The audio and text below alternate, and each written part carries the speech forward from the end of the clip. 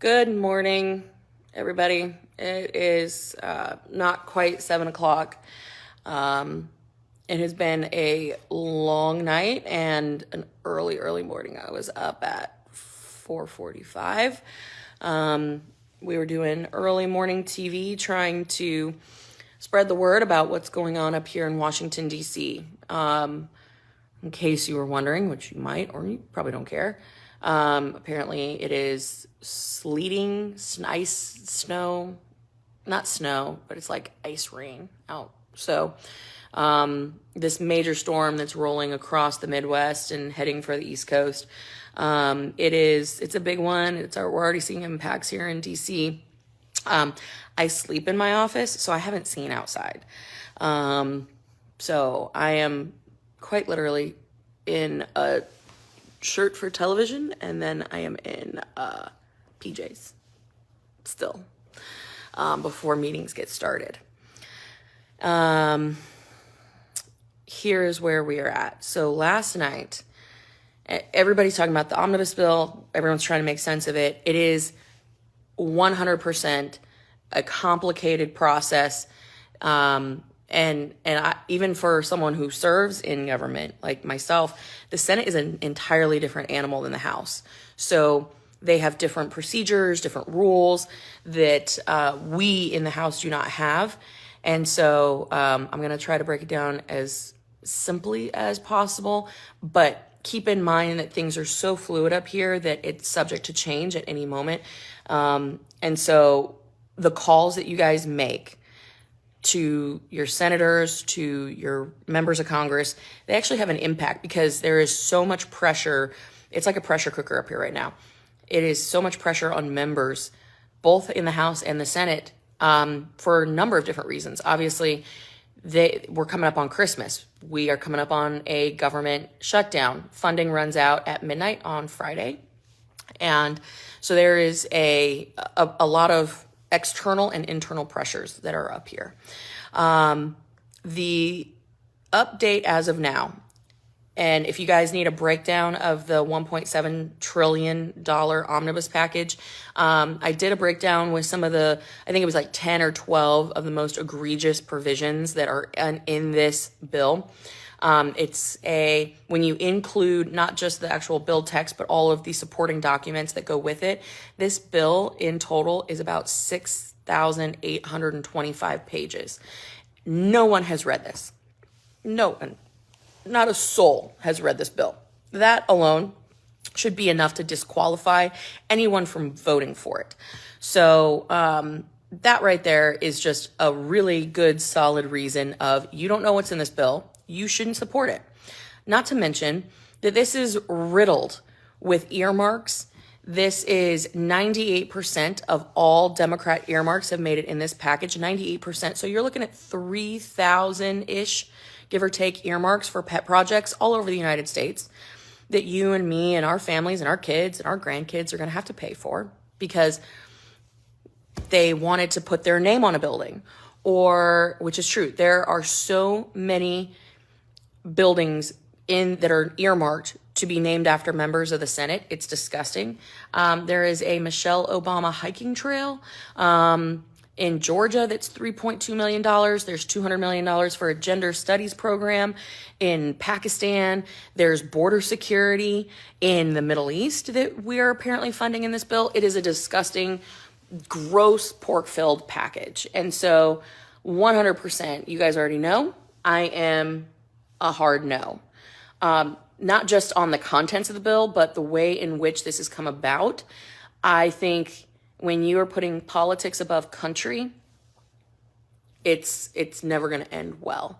So late last night, we were on the floor until about 11:30, 11:45, voting on on bills that are called suspensions. And suspensions are typically non-controversial bills. And since we are at the end of the 117th Congress, remember every Congress is 2 years. So we're in the 117th Congress. January 3rd, the 118th Congress will start. And that, like I said, it's every 2 years. That's how we talk about these. So when you hear someone say, oh, the 118th or the 117th, they're referring to that Congress, which again is 2 years. Being at the end, you have a lot of retiring members, you have people who have bills that they want to get their stuff passed. And so a suspension requires 2/3 to pass. So that requires predominantly most of, typically it's all the Democrats and then most of the Republicans. Some members just vote against suspensions out of a position that doesn't matter what the suspension is. It could be renaming a post office. It could be, research for childhood cancer. It could be something like that. Some people just, and this is they don't vote for it. It's a new phenomenon. Typically, suspensions have been so just a nothing burger that no one would vote against them. Nobody. They would just go Republicans and Democrats unanimously across the board. And as of late, it has been getting super contentious. So now you see people picking them apart, voting against them, not because of the bill itself, but because they just are mad at the system, or they're mad at Pelosi, or they're mad at whoever. And there are some decent bills that go on suspension that, like I said, there's human trafficking bills. There's bills about kids and law enforcement, things like that are good. But so that's what we were voting on. We were teed up to vote until 2 a.m. on about 14 or 18 suspension bills. And as we were on the House floor, we were hearing that things were falling apart in the Senate. Which I did a happy dance. I'm not going to lie. I was so thrilled that things were falling apart in the Senate, because there is nothing that screams swamp more than a group of people who are ignoring the will of the people, saying, you're going to take this $1.7 trillion package of junk and you are going to accept it. And more than that, you're going to pay for it. That's basically what is being said here.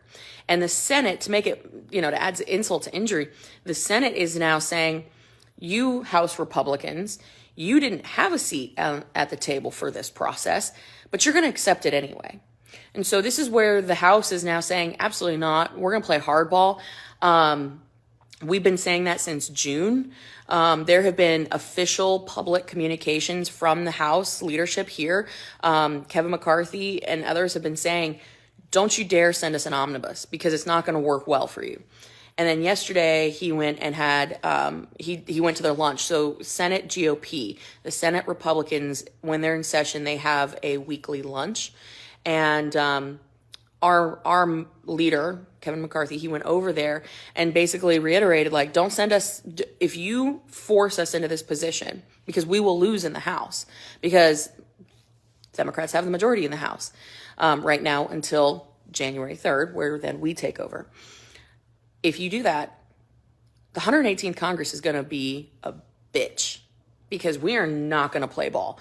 You constantly you're going to try to send us things. We're not going to pick them up. So good luck if you want to go down that path. And I think people took it really seriously, because all of a sudden you saw this movement happening in the Senate where there was some momentum surrounding the Mike Lee amendment. Now, why was it falling apart in the Senate last night? Well, there was a number of amendments that were introduced. One of them was from Utah Senator Mike Lee about Title 42. Because as you guys know, Title 42, it is really the last tool that the Border Patrol agents have in their toolbox to deny people entry into the United States. And it's under the public health emergency. So this is where it gets funny to me. The Biden administration wants to extend the public health directive to push out more money for COVID, vaccines, all this nonsense, while simultaneously saying, no, we don't need Title 42, which actually serves a real purpose, because it is not just a national security crisis that we're experiencing at the border. It is a health crisis. People are bringing TB, they're bringing COVID, they're bringing all kinds of shit. Sorry, it's 7 a.m. and I'm tired and I've only had a half a cup of coffee, so sorry. But they're bringing all this crap over here, and they're not even testing for COVID, which is, when you come across the border, you literally get checked for lice and scabies. That's the extent of it. It is crazy. And I remember last year, you guys probably, if you followed me for a while, you remember I was super, super sick at the end of last year. And the doctors couldn't figure out what the hell was going on with me. I had the flu at one point, but I had this nasty cough and just this, I was really, really, really sick for like 8 weeks. Nobody could figure it out. At one point, one of the doctors here on Capitol Hill said, where have you traveled? And I said, well, I've been at the border. And they said, oh God, we need to test you for TB. They actually wanted me to go get tested for TB because they have been seeing such an uptick in TB at the border. And thank goodness it was just walking pneumonia. But this is a real public health crisis, humanitarian crisis, national security crisis at the border. So Mike Lee is just saying, we need to make sure that we're prioritizing border security. So now the parliamentarian in the Senate is trying to figure out if this is germane, this amendment is germane to the overall package. What does that mean? Germaneness means relevance and appropriateness for that particular package. Obviously, given how much BS has been tucked into this omnibus package, you can argue germaneness with your eyes closed on this, quite frankly. And all you would need is a simple majority for people to adopt, the senators to adopt this amendment of Mike Lee's. So all he needs is 50+1, obviously, and he'll get that. Because you even have Democrats that are border state Democrats that are saying, yeah, this is a real problem. And if they vote against any sort of border security measure, they're going to get eaten up at home, which is back to my point, why your calls are so, so, so important. Because there's nothing that a swamp creature fears more than a constituent that knows what the heck is going on up here and is calling them out on it. So we know that if Mike Lee's amendment gets through the process and is ruled germane and gets a vote, it will pass, which means to all of the talking heads out there who have been saying this for the last few hours because everyone's been up all night trying to figure out what happens next.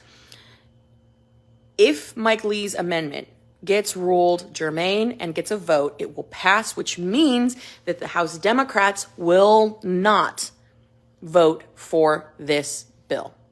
This is such an important point because what we need is not a $1.7 trillion package. What we need is a short-term continuing resolution that is a rubber stamp to get us through the holidays and into the new majority, because we, as Republicans in the House, have a mandate from the American people that they want us to control the priorities out of the House, not Nancy Pelosi.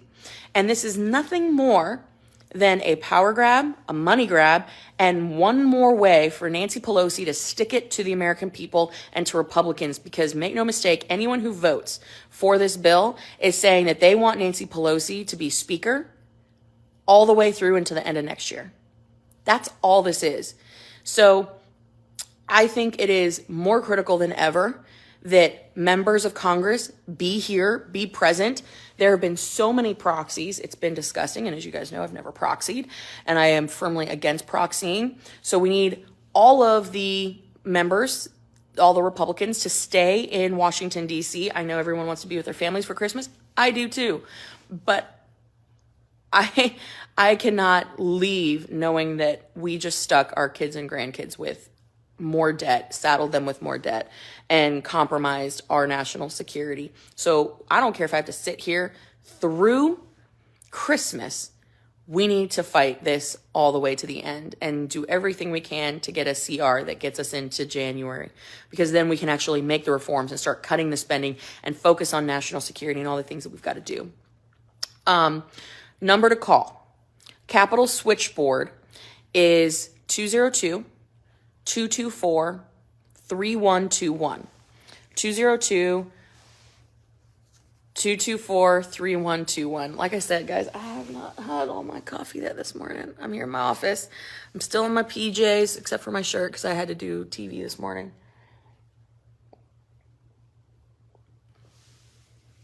And I'll type a comment out for y'all with the number.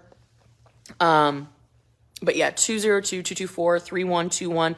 You call the Capitol switchboard, and what you tell them is you say, I'm from California or Indiana or Ohio. And you say, I want to talk to my senators. They will connect you automatically with your senators. You will have two. Every state in the union has two senators, and then you have your representative, which is your member of Congress for that district. So for me, example, I am my representative for Florida's 3rd Congressional District, and my two senators are Rick Scott and Marco Rubio. So my phone calls would be to myself and to Marco Rubio and to Rick Scott. I'm trying to think of another good example of who. Say you're in, I'll just say Indiana. Indiana, I don't know what number, district number. Larry! My chief of staff just got here this morning to help me with the TV hit. Yodel. Hi. Say hey to everybody. Oh, hello. You got me. Everybody meet Larry Calhoun, chief of staff, wicked awesome beard, plays the drums, Florida native from Palm Beach County, and total historian and history buff. All accurate. All accurate. All accurate. Okay, give me a district, someone, a Republican. Anyone? Yeah, what their number is, like Jim Banks or. District number? Yeah. So. It doesn't have to be anybody, just anybody. I mean, I'm just thinking state of Florida because we've been around the state. So like Brian Mast, that type of a. Well, yeah. I mean, I was gonna do any other state than Florida. Oh, any state. I'm talking about how they can act. They can call their members. Mm-hmm. Through the switchboard. Yeah. Like, what's the switchboard number? No, I have the switchboard number. Oh. So personal office number for. No, like just what's Jim Banks' number? What's his district number? Oh. You can tell we have not had coffee. You can totally tell. I rarely drink coffee. And you're stumping me in front of everyone. That's good. They're giving you They're giving you a lot of praise, Larry. I'm not good at my job. Stop it. Oh Lord. Indiana's 3rd Congressional District. Is he and our neighbor? Wow. Okay, so Jim Banks is Indiana's 3rd.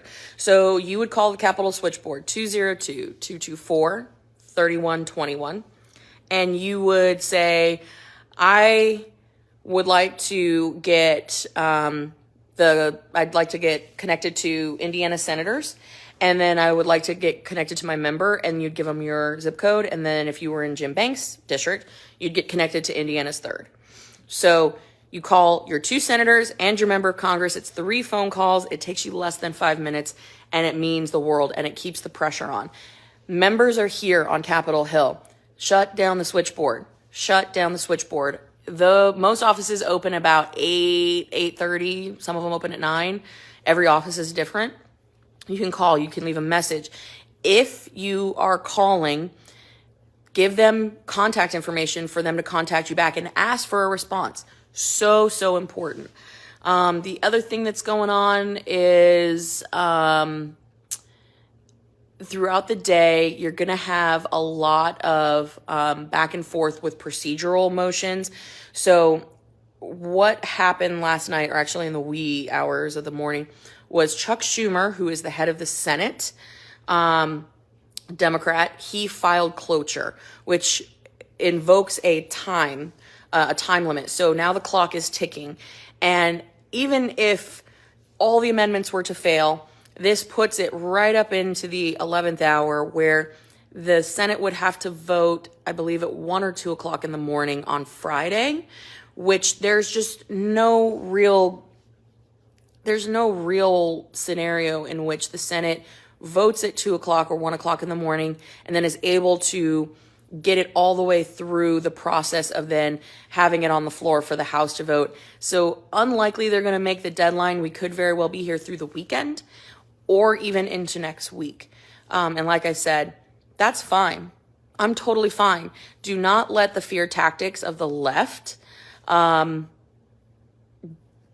pressure people or sway people into thinking that Social Security checks aren't going to go out or people aren't going to get paid. That is total BS.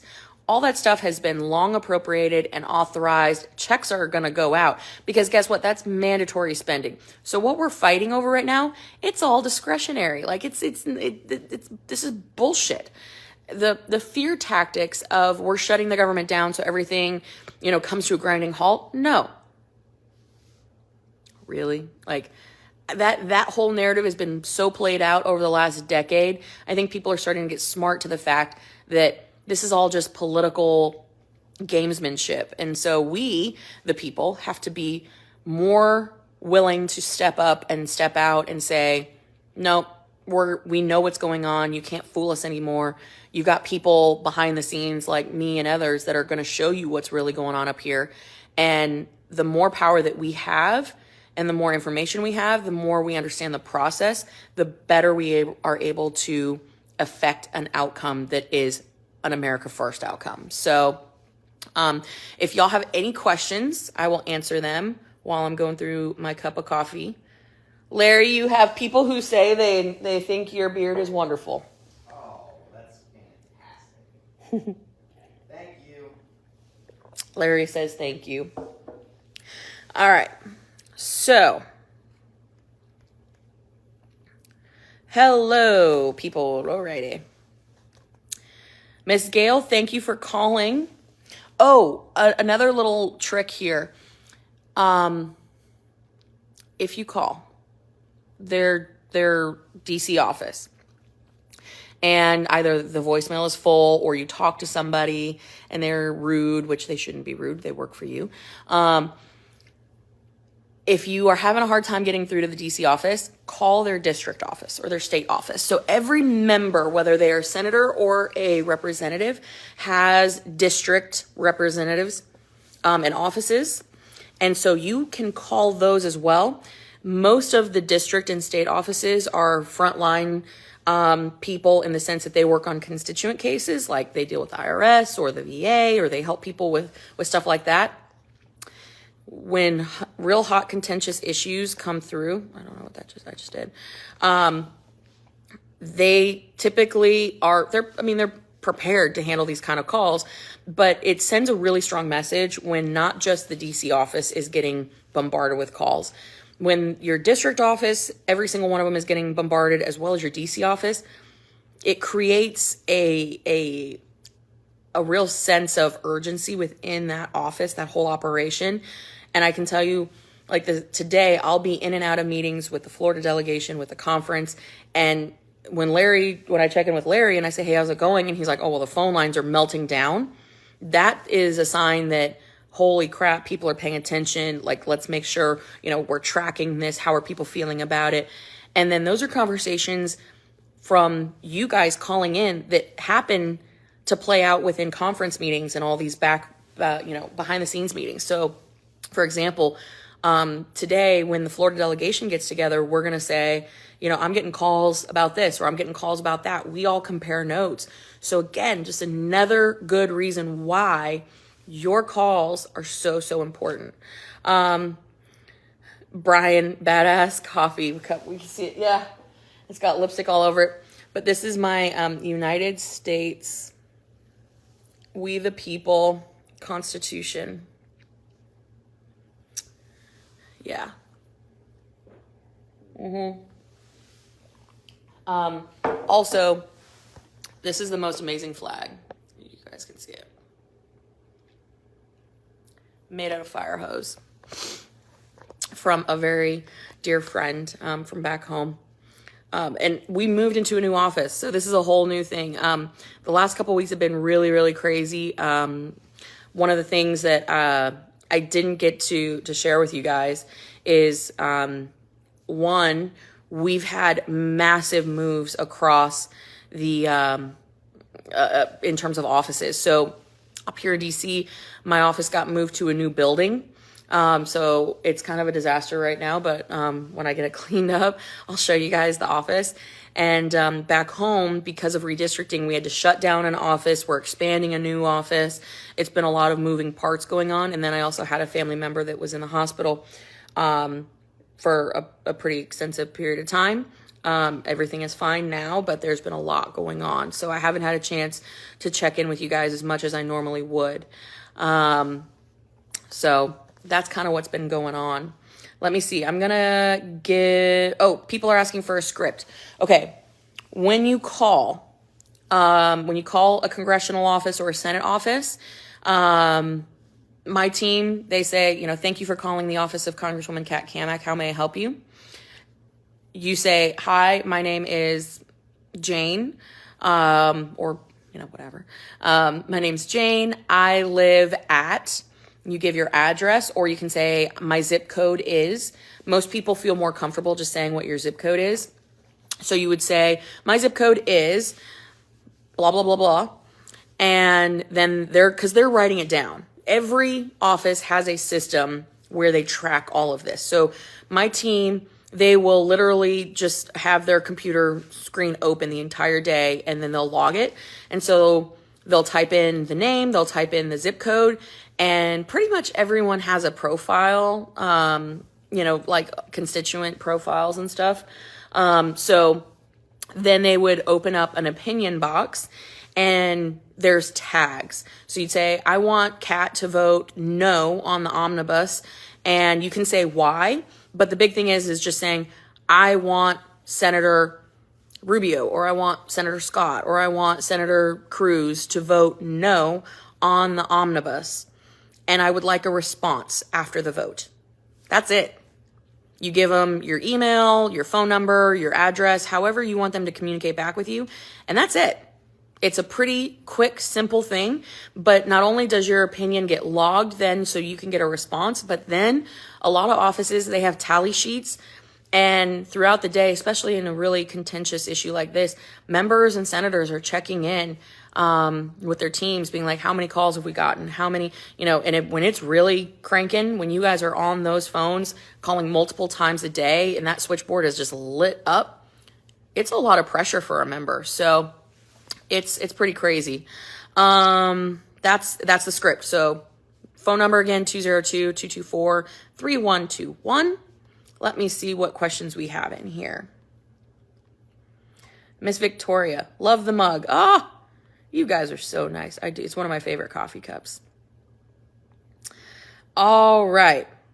Miss Rhonda, I hope you built a few nap pods in there. So Miss Rhonda, as I have said, I am, I think, the only woman who sleeps in their office. A bunch of members sleep in their office. It is very expensive to live in DC. And as you guys know, I'm married to a firefighter, and we are not independently wealthy. And this is one of the things that's a problem in Washington, is that basically we've created a system where you have to be independently wealthy and retired to serve in office. Because you not only have to maintain a residence back home, so my husband and I, we have our mortgage back home, but then you're expected to pay $2,700 a month in rent for a 500 square foot apartment. And to me, that is not fiscally conservative. So I sleep in my office, and we have a women's gym that I shower in, and probably should use more as a gym rather than just a shower. But that's how it works. And then I have a mini fridge. And that's it. It's pretty easy. Let's see. Deborah, can you email or mail scripts and phone numbers so they are on file? Yeah, I'll drop in the comments kind of what that script, just so you have it. And emails are okay. Emails are easy to ignore. That's the thing. If you have an office that's very proactive and really cares about communicating with constituents, that's one thing. But there's nothing puts the pressure on members quite like a phone call from constituents, because it's there, it's in your face. Like, if you're getting emails, sure, you can ignore those though. So I think they're okay, but it takes less than 5 minutes to make 3 phone calls. So honestly, I think it's worth it, Let me see here. What questions do we have?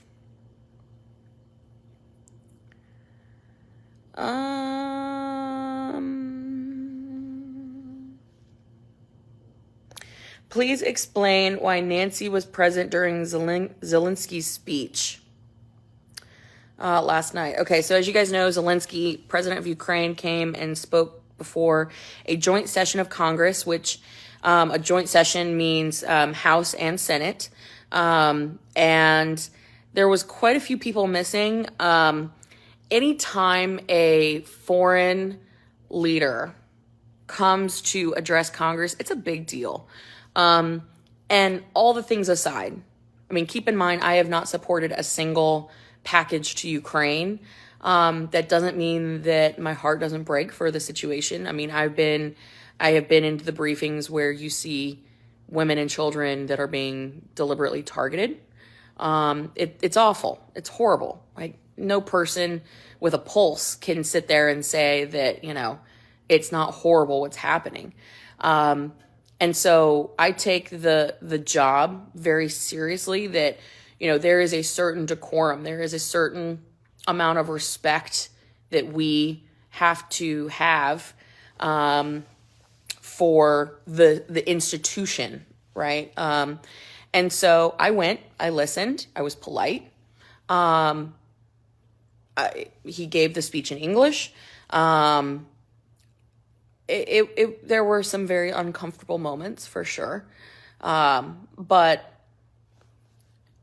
does it sway my vote? No, because my vote belongs to the American people. My vote belongs to my constituents, and my constituents are saying we have too many needs here at home, and I agree. So, that's kind of the deal with Zelensky. Yeah. Kind of a nothing burger. Let me see. Looking for, people keep asking for the number. Number's 202-224-3121. And I'll post this in the comments afterwards. Miss Kim, I have learned more from you than any other elected official. I'm in North Carolina. Thanks for what you do. Oh, well, thank you. Miss Kim, a couple years ago, I had the opportunity, my husband surprised me on a anniversary trip, and we stayed in a tiny little cabin in Murphy or Marble, North Carolina, up in the mountains. It was very nice. I had no cell service, and my husband loved it.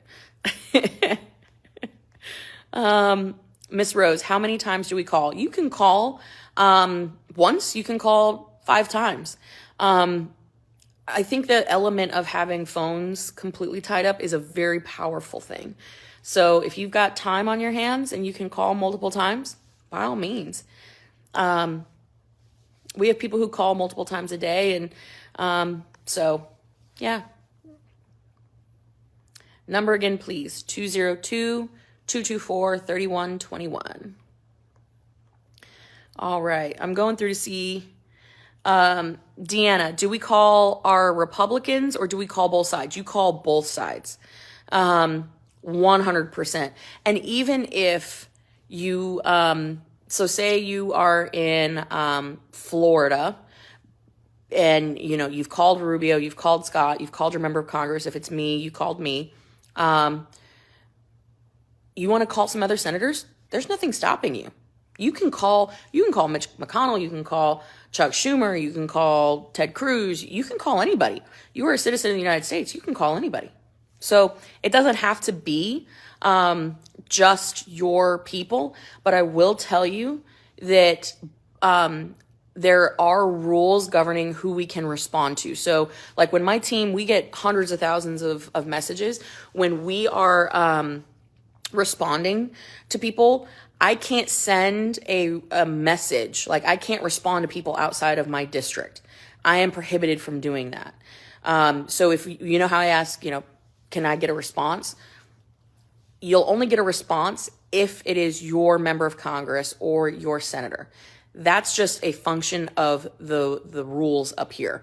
So I have people, because of everybody does, because of redistricting, all our stuff changed. I have new counties that I'll be representing officially come January 3rd.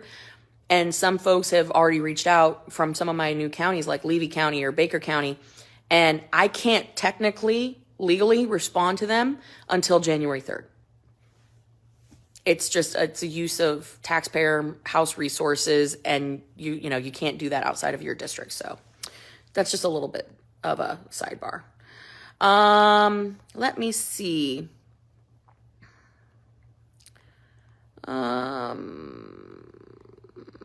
Looking for any questions that y'all have.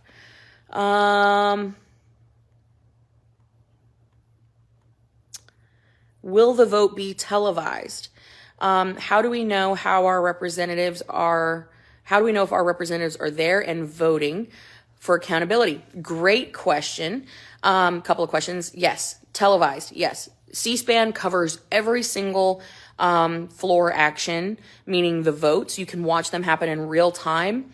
So C-SPAN, I know that a lot of people watch it for insomnia purposes. But on days like this, in situations like this, you can pop it on, and it's something that you can keep up with what's going on. So C-SPAN, and then of course the national news stations will cover it. How do we know if our representatives are there and voting? So this is where you can find out where your representative is. There is a website. It is the House Clerk, and you can just Google this. If you just type in House of Representatives Clerk Proxy, you will find the list of people who are proxy voting. Proxy voting is a total bullshit, unconstitutional deal. I feel like I should do a video just on proxy voting because it's nonsense. Proxy voting was brought about because of COVID, and members didn't want to be here in person to vote. And this was actually before my time, before I got sworn in as a member. They were doing this, they were using proxy voting beforehand. And you have to send a letter as a member saying, due to the ongoing public health crisis, I am unable to travel to Washington for my constitutional duty. And what we've seen is a total abuse of it. Instead of being here for votes, people are out fundraising, or they're at the beach or whatever. And I mean, I have colleagues, Democrats predominantly, that never even showed up for a single day of work in an entire year, yet they collected an entire paycheck. So I have a real problem with it. I have never proxy voted. My husband, being a first responder, he had to show up all throughout COVID, at the height of COVID, and there was no proxy firefighter. So why is it any different that me as a member of Congress, why should I have an exception that he doesn't? That's wrong. And so you got a lot of people who are proxy voting, and I get it. Like, there's a storm rolling through, it's Christmas time, but you signed up for this job, do your damn job. And so that's just my 2 cents. I get a little worked up about proxy voting, but again, you can check out who's proxy voting, and you give your proxy to somebody. And the website is House of Representatives Clerk, and Clerk of the House of Representatives, and then you can click on proxy letters, and it'll show you all of the proxies. So great question. Karen, I'm in Naples. Called last night. And we'll call again. When are they in their offices? So our office, for example, I'm a Florida office. We open 8:30.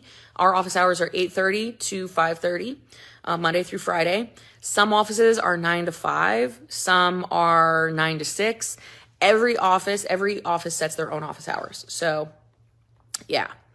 But by and large, you can kind of fall in that area. Thanks, guys. I love the pep talk. You guys are helping me wake up, honestly. Sandy, what is Mike Lee's amendment, please? I don't know the technical title of the amendment, but what his does is it's a Title 42, ensuring that Title 42 stays in place. And that's critical for border security and stemming the flow. If there's one thing that you take away from Title 42 conversations, it's this, because you'll hear a lot of technical issues around it. With Title 42 in place, we see an average of 8,000 illegals at the border a day. If you do away with Title 42, we will see up to 18,000 a day. Picture that. 8,000, anywhere, and it varies obviously. So we get anywhere from 7,000 to 8,000 every single day at the southwest border. These are illegals that we're encountering, not including the gotaways. Totally different pot. You take and get rid of Title 42. It is open season. You will see 18,000 people a day from over 151 different nations at the border. And the only mechanism that we have currently, because the Biden administration has said an enhanced enforcement procedure is in place, which is just code for, here's a piece of paper, whoever you are, you have to go before a judge in 7 years, and we'll deport you then. That's the craziness of this. So that's why Mike Lee's amendment is so important. Thank you guys. You guys are so nice. Brian, guy who was asking me about my coffee mug. I'm trying to remember where I got this dang mug. You know what? I think I got this mug in the gift shop downstairs. I think I got it from the House of Representatives gift shop. They have a website. You guys can check it out. I'm not sure what it is, but the House of Representatives does have a gift shop. And you can buy mugs and Christmas ornaments and stuff there.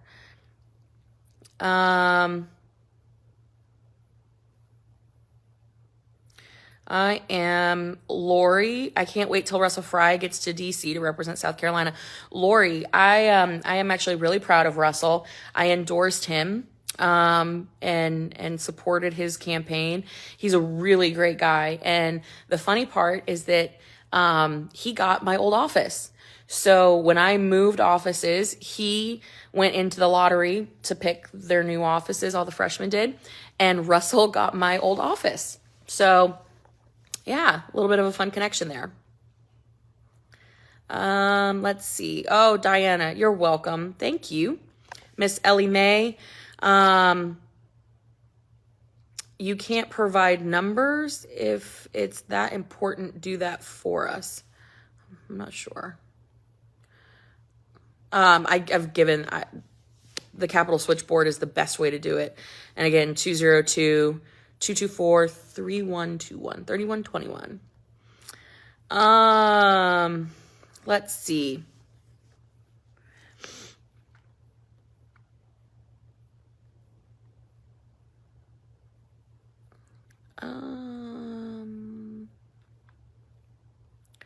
Kathy, do you call both senators?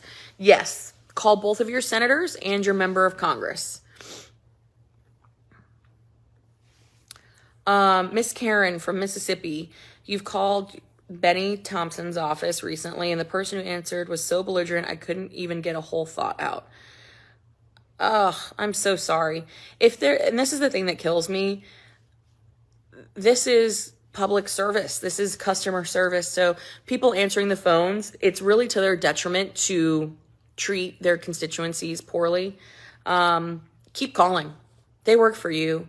You pay their salary. Don't accept anything less than a courteous conversation, honestly. And you can always ask for who their supervisor is. If you get some intern or some junior staffer that is rude, ask for the chief of staff. Ask for the chief of staff. That's what I would do. If you're calling one of their district offices, ask for their district director's contact information. They'd be surprised. You will surprise them if you ask them for that. Larry. I think Larry's getting coffee or something. Okay. I'm looking for any other questions that I can answer before I jump off here, because I still have pajama bottoms. I'm in a nice top, but I literally, hold on a second. I'm in my PJs, guys.